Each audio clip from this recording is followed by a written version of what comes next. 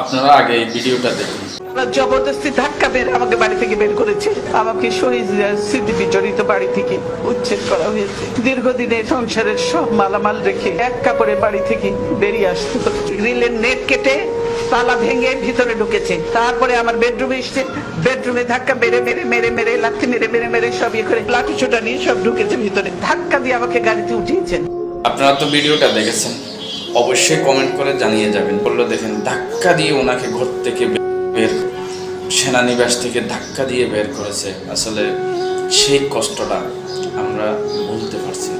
যে মানুষটাকে ঘর থেকে বের হতে দেয় নাই, ঘরের সামনে বালু ট্রাক দিয়ে আটকে রাখেছিল, কিন্তু তাও সে আপোষ করেনি। অসুস্থ ছিল, বিদেশে যাইতে দেয় নাই, কিন্তু কারোর সাথে আপোষ করে নাই। কার কার মনে আছে আপনারা কমেন্ট করে জানিয়ে দেবেন এবং শেয়ার করে সবাইকে করে দেবেন। আজকের দিনে যদি ওনাকে বলে যান তাহলে বাংলাদেশের মানুষ অকৃতজ্ঞ হয়ে থেকে যাবে।